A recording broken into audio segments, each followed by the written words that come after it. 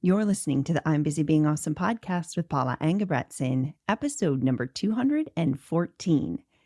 Hey, everybody. How are you? Welcome back to the podcast. Thanks for tuning in today. In this episode, we are looking at the concept of a fall life edit. And essentially, this fall life edit is here to help you navigate the busy fall season with greater intentionality and ease.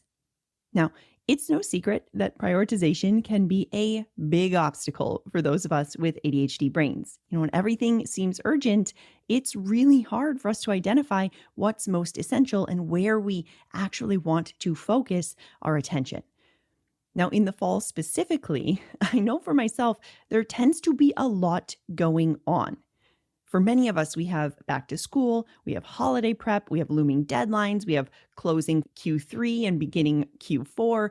With all of these things going on, our brains can easily slip into overwhelm.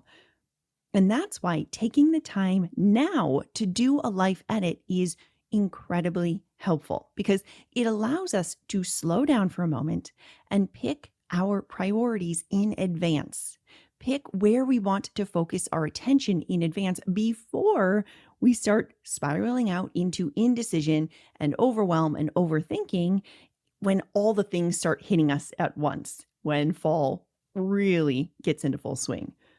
By deciding what we want to focus on, we can really take control back from the chaos of the fall season and set ourselves up for success when everything comes in. Sound good? All right. Now, before we dive into the actual edit itself, I first want to take a quick look at what a fall life edit is generally. Now, when I hear the word edit, I tend to think about making revisions or changes or tweaks in order to improve something, in order to make something better or clearer. And along these same lines, when you look up the definition of edit, Cambridge Dictionary explains that it's to make changes to a text or a film, deciding what will be removed and what will be kept in order to prepare it for being printed or shown. Now, some of this doesn't really apply. We're not creating films, but I still really like this definition and the way that it talks about deciding what will be removed and what we want to keep. As the editor of your life, you get to look at everything that's happening in your day-to-day basis and see what's working, see what needs tweaking, see what you're ready to let go of. And you get to do that because you are the one in control. You are the editor. Remember, we're the ones doing this life edit. There is no third party out there with a red pen analyzing our life, making these changes. Instead, that falls to us. Those decisions about what we want to go and what we want to stay, we get to make those. And I've personally found that knowing this, that I am the one who gets to make these decisions, when I can do that with a solid plan, it can be incredibly empowering and even fun. Okay, so when we're doing our life edit for this fall, we're going to look at, first of all, what's working well. Then we're going to look at what needs editing. And then we're going to decide where we want to focus our attention for the coming season ahead. Now, as ADHD brains specifically, I think a life edit can be especially powerful because it helps us to be more intentional with our time and attention so that we don't have to stop and think about what we're going to do next and where we want to prioritize our time as often because we've already decided ahead of time. And while you can absolutely do a life edit at any time of year, I've also found that fall can be an especially good time to do one. Because when we clarify our priorities now, we're essentially setting ourselves up for success before the busy holiday season strikes. It allows us to really simplify things before the November and December busyness rolls around. Right? And when they do, we'll be better equipped to focus on what matters because we've decided ahead of time. And that really helps us move through the demanding season more easily. And of course, as a side note, if you are listening to this episode outside of real time and it's not the end of summer or early fall, no problem. You can still absolutely do this life edit at any time to help you strengthen your focus on what matters most. So, whether you are listening to this in September or it's December or April or June, do yourself a favor and keep listening because there's something here in this episode for you. Now, when we think about the concept of a life edit, as I was planning for this episode, found kind of two potential sticking points that I want us to watch out for when it comes to our mindset as we do the edit process. Because if one kind of takes over, if they both take over, it can be easy to let them derail the process. So, to help us kind of navigate these potential pitfalls, let's talk about both of them first. Now, we've explored both of them on the podcast many times. So this is not going to come as a surprise to you, the ones that we talk about today, but I do think it's important to highlight them in this context specifically so we're on the lookout for them. Okay. And these two mindsets that tend to come up time and time again are both the perfectionist fantasy, with a shout out to the coach Cara Lowenthal, who created this fantastic concept, and also all or nothing thinking. Okay, so let's talk about what both of these are real quick, just to get them in our mind. So when we have perfectionist fantasy, when we're doing a life edit, our brains might start picturing this perfect, ideal reset.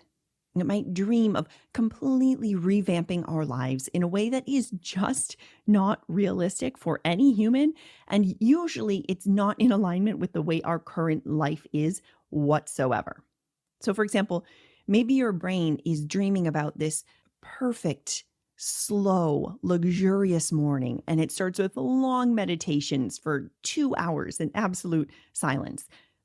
Now, if that's what you want, but you also have 2 kids under the age of 4 at home and you take care of them in the morning, probably those 2 hours of luxurious silence are not going to happen in this season of life regularly, right? You probably can't count on that on a daily basis. And so if you're picturing this life edit where that's a daily thing, that might be more of a perfectionist fantasy, right?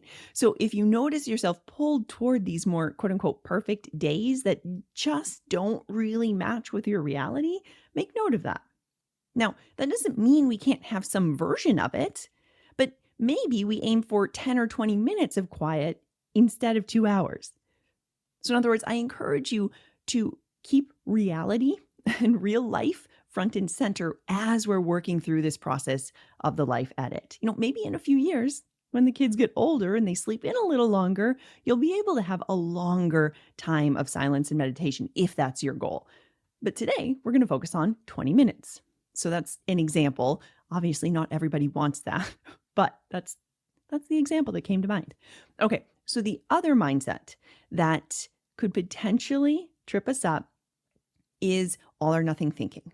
Okay, so this is when our brain is telling us that unless we make drastic changes to every single area of our lives, it doesn't count.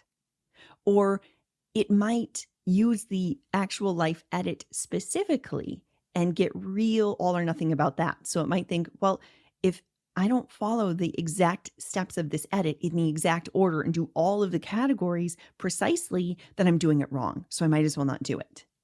Okay, so I encourage you to be aware of this mental trap, and then let's just walk around it, right? Let's not fall into it. Let's walk around it.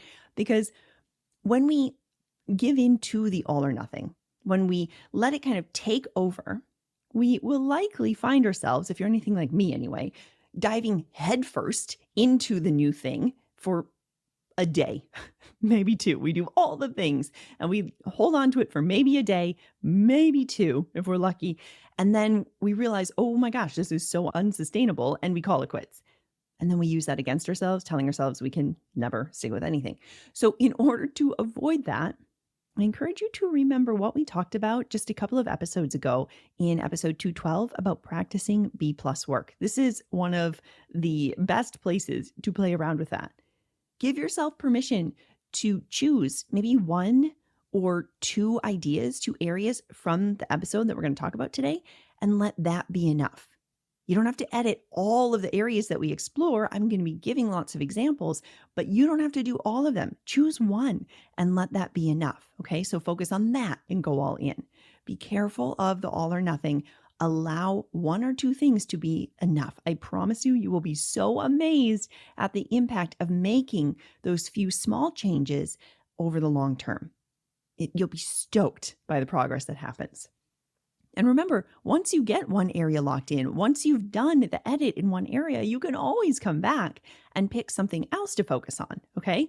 So be aware of that all or nothing. If it's telling you have to do it all or there's no point in getting started, let's walk around that trap and think about it in a little bit different way.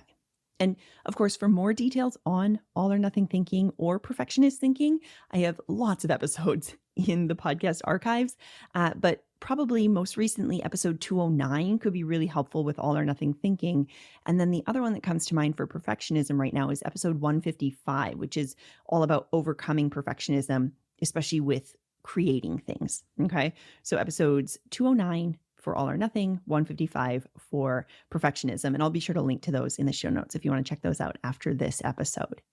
All right. So now that you know what to watch out for when we're getting started on the life edit, let's dive into the actual process. Now, during our edit, what we're going to do is explore 4 different categories in our lives.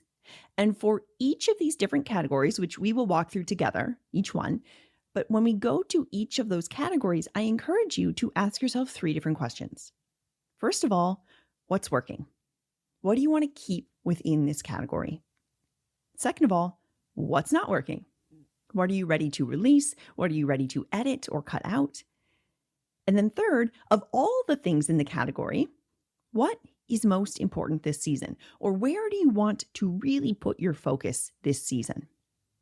So these guiding questions are the ones that we're going to return to time and time again.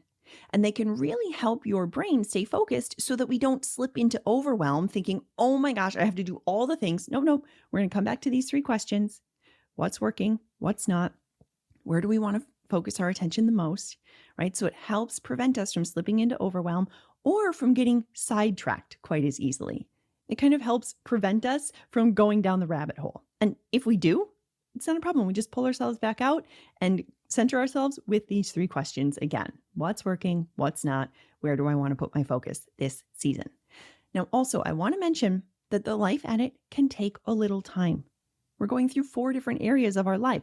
Remember, you don't have to do all of this at once. And you actually don't have to look at all 4 areas at all. Frankly, you don't have to do any of them. But if you want to do a life edit, remember, you don't have to do it all at once. You don't have to sit down and go through the whole process at once. You could do one area of life a week to consider, or maybe you just decide, I want to look at just this one area. That's it this time around. And maybe next year I'll do a different one. Okay. So choose the area or areas that resonate the most with you and then leave the rest. Okay. Make this process work for you. And remember, also, we're just talking about one season, this current season.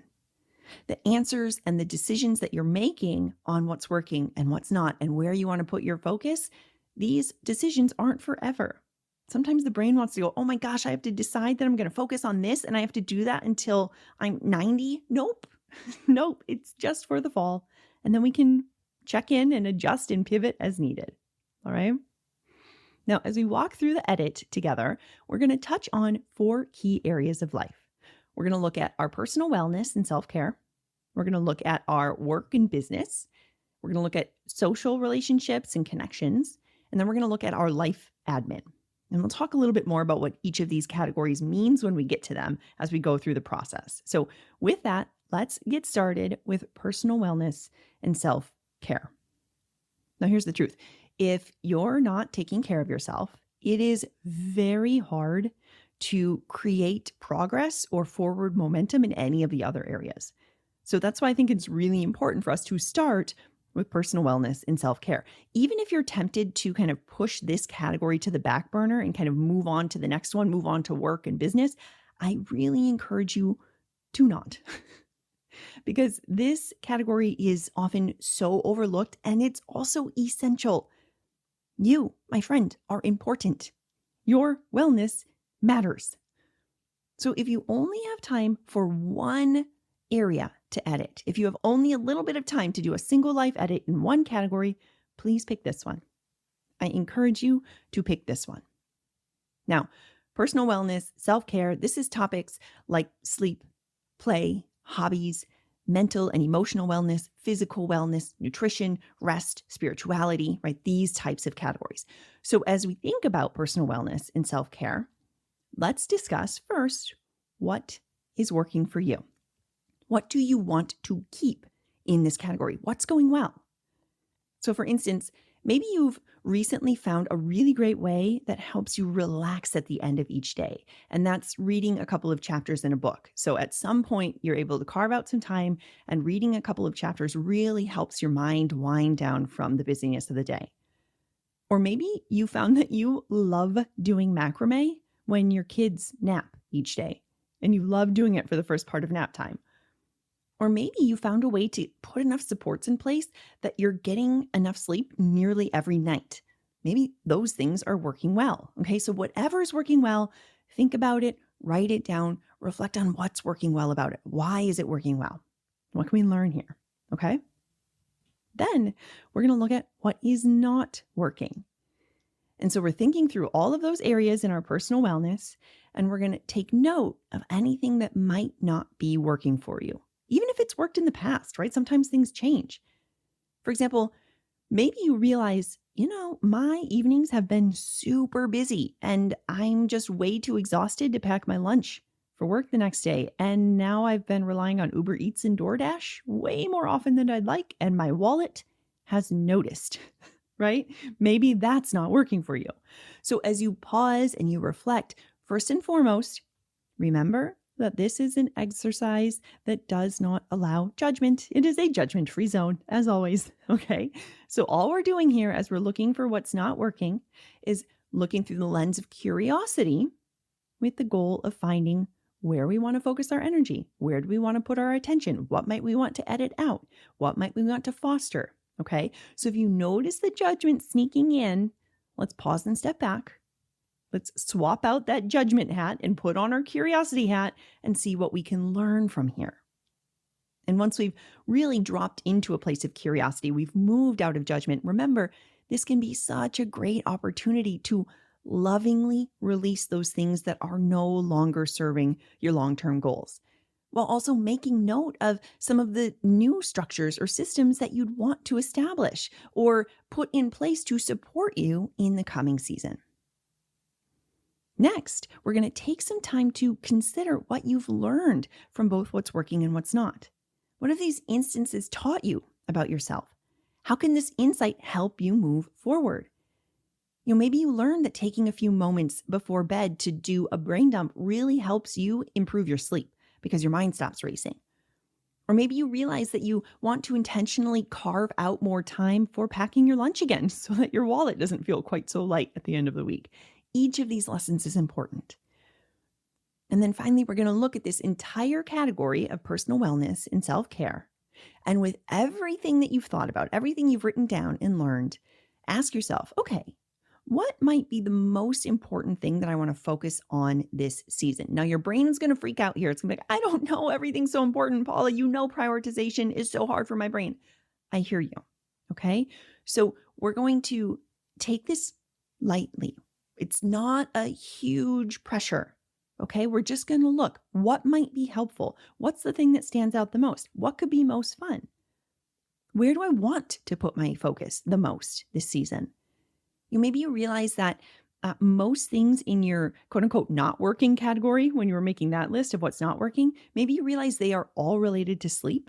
And so you really want to focus your attention on getting better sleep this fall. Or maybe fall is your favorite season and you realize, you know what? I really want to prioritize spending more time outside doing more fall activities. The summer, I don't love the heat. I've kind of been hunkering down inside in the air conditioning. I want to make an edit for the fall where I'm spending more time outside. There is no right or wrong answer here. Simply decide what matters most to you. What lights you up? What sounds like fun? Where do you want to put your focus? Now, Let's shift to our second category, which is work and business. So these are topics like the amount of time you spend working generally, the kind of work you do, whether or not you enjoy your job, what parts of your job really fill you up. What are the current projects you're working on or your deadlines, your overall workload? Is it too much? Is it too little? What are the interactions with your colleagues like? How about your physical and digital workspace? Is there a lot of clutter? Can you find the things you need? How about work boundaries? What does that look like for you? Does it feel supportive? So take a few minutes to reflect on your experience in the work or business category, and then explore the questions to help us guide this edit. So first, what's working? What's going well? What do you want to keep? Maybe you absolutely love your job, or you have a really great working relationship with your colleagues. Maybe you found some clients for your business who are incredibly easy to work with. They are just a delight. You love working with them every single time. Okay? Whatever's working, write it down. Next, we're going to look at what's not working. Maybe you've found that you're missing some deadlines lately, or you notice that imposter syndrome seems to be creeping up a little more than often as you're thinking about making some new offers in your business. Or maybe you notice that you're checking work emails after hours and a whole lot on the weekends, and you're feeling a little bit like you can't escape your job. Whatever it is, write down what's not working right now and what might need to go. What might we want to edit? And then finally, we're going to pick where you want to focus your attention and your energy this fall regarding work and business. So after reflecting on what's working and what's not, what do you find? Where do you want to put your attention? Maybe you decide to start taking a little time each morning to review upcoming deadlines so they don't feel like they're sneaking up quite as fast on you, right? You have a better awareness of the timeline for different things. Or maybe you want to create healthier boundaries between your work and your personal life, so you have more breathing room as you go into the holiday season. Again, there's no right or wrong answer. So make some time to think about what feels most important to you, or most supportive for you, or most fun for you, and write that down. Next up, category number 3, we have our social connections and relationships. So as you look around at your life, who are some of the people that you're closest to? Who do you want to spend more time with? Is there anyone that you want to build a closer relationship with?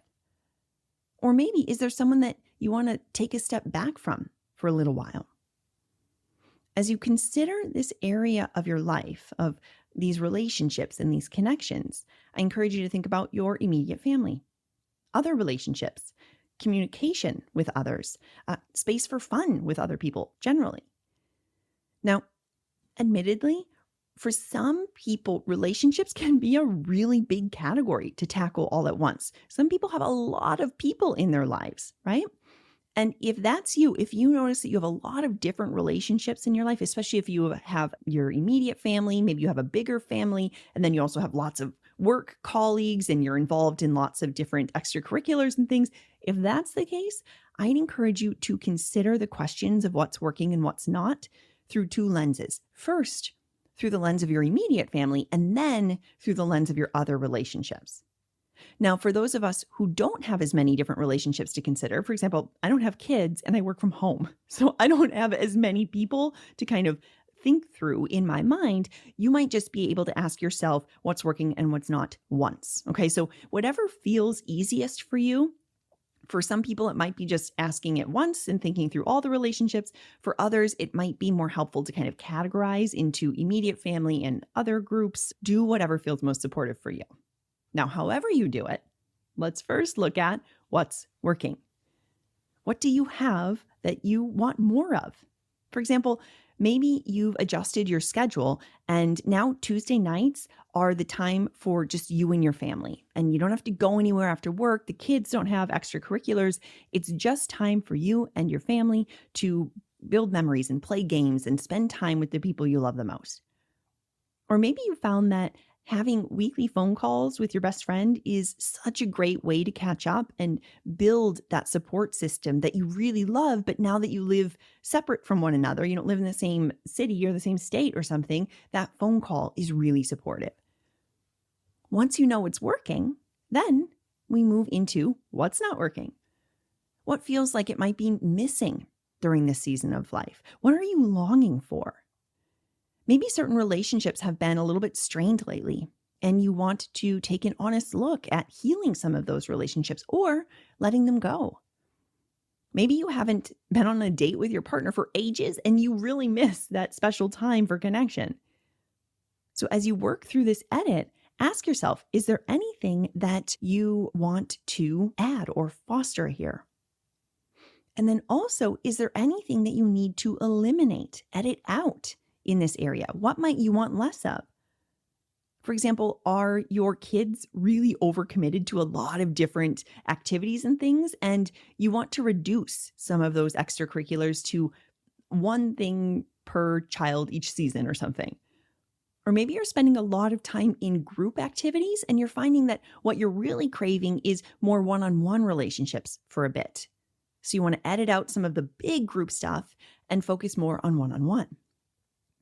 And then finally, we're going to take a moment to decide, out of all the things that you've uncovered in this category as you go through what's working and what's not, where do you want to focus your energy and attention the most this fall?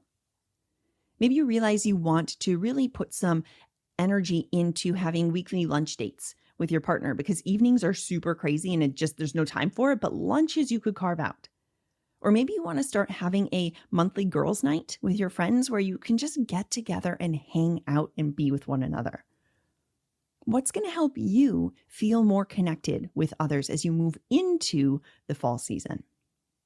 And then the final area of life that we're going to look at today is one that I call life admin.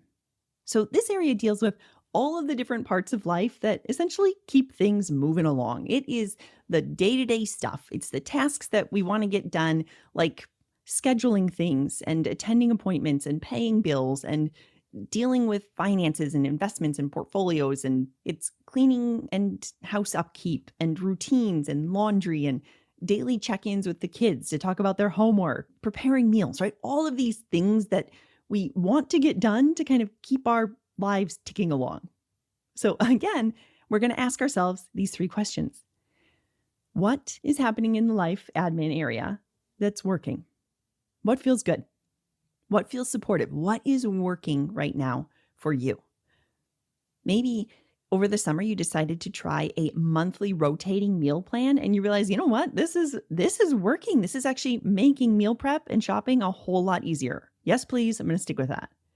Whatever you notice is going well, write it down, celebrate those wins, reflect on what's working and what you can learn from it, right? There's a lot we can gather there. Then that brings us to question number 2, which is what isn't working? What isn't going so well right now? Does anything need to go? Maybe you realize, yeah, I've been kind of late on bills over the last couple of months and have had to pay late fees. Or maybe you've been in the practice of starting laundry later in the evenings, and then you forget to flip the laundry into the dryer before going to bed and it ends up sitting for a few days, something like that. And again, a friendly reminder that we are just looking with curiosity here. A lot of us tend to have a whole lot of judgment in the life admin area. It's one of those areas where our ADHD brains love to think, oh, this shouldn't be so hard. But it is hard for us, okay? So we're just looking with curiosity to learn what we can find because we all navigate these obstacles. I certainly do right here with you, okay? So this is an opportunity to look with curiosity at what we can learn and where we want to focus our attention. And that brings us to the final question, which is, where do I want to put my focus and attention and my energy in this final category of life admin in the upcoming season? What would have the biggest positive impact? Maybe it's setting up auto pay on your bills so you're not getting charged those annoying late fees. Or maybe since it's been the summer, you kind of got out of the habit of checking in with your kids about their homework because they haven't had any. And now you want to reestablish that practice now that school's back in session. Whatever the changes are that you want to make, don't forget, these are your changes that you're choosing. You get to pick them. Okay? So remember, we're doing this for you. What's going to be most supportive for you? Where do you want to focus your attention? Okay, so we've walked through now this sample of a life edit together, and I want to do just a quick recap of the process. So we start with one category of life. Again, I recommend beginning with personal wellness and self-care. And then we ask ourselves those 3 questions about the category. What's working well here? What do I want to keep? What's not working? Is there anything that I want to cut out, that I want to release, that I want to make some edits? And then of all the things that I've uncovered from this category in this reflection, where do I want to focus my attention the most this season? Now, that doesn't mean we let everything else go, but it's where we're going to put our intentional time and attention the most that season. And as you go through each of the 4 categories, write down your answers and take some time to review. What stands out the most in the category? Is there anything that could make a big difference in how you feel about this part of your life? And as we work our way through the edit, I have a few final tips for you to keep in mind. Remember, first of all, why you want to do this. Why do you want to do this life edit in the first place? If you don't do it. But if you do, remind your brain why you want to. Remind your brain that doing this life edit for the fall can really support you as you clarify your priorities. And it's going to save you so much time and brain power by making decisions ahead of time about where you want to focus your attention. Also, remember to start with one category at a time and take a break between those categories if necessary. You don't have to do everything at once, right? Maybe you do 1 per week over the course of a month. Or maybe you do 2 total. I encourage you to pick as many that feel supportive for you. Maybe you pick 1 and you go all in. Let that be enough. And if you fall into the perfectionist mode or the all or nothing thinking, take a step back and remember, it's okay to go slowly. It's okay to take things one thing at a time. Remember that sticking with one thing persistently is going to be far more effective than trying to do everything perfectly for a couple of days and then dropping it. Remember, doing a life edit will take some time, and it's totally worth it. By making this time for reflection and decision-making at the beginning of the fall, or whatever season you're doing this, you're setting yourself up for success throughout the remainder of the season. And it's also such a powerful reminder that you are in control. You have the power to make these changes and design the life that you want. You are your own editor. All right, my friends, that's going to do it for us this week. And if you're ready to take these concepts deeper and apply them to your life, if you're ready to learn how to support your ADHD in a way that works for you, I invite you to check out today's show notes or head to I'mBusyBeingAwesome.com/group to learn more about my small group coaching program, We're Busy Being Awesome. If it feels like a great fit for you, you can add your name to the waitlist so you're the first to know when the next cohort begins. Also, have you grabbed the podcast roadmap yet? It has the most popular episodes all detailed for you so you can get yourself up to speed and ready to work with your ADHD brain. You can grab it now through the show notes or head to I'mBusyBeingAwesome.com/map. Until next time, keep being awesome. I'll talk with you soon.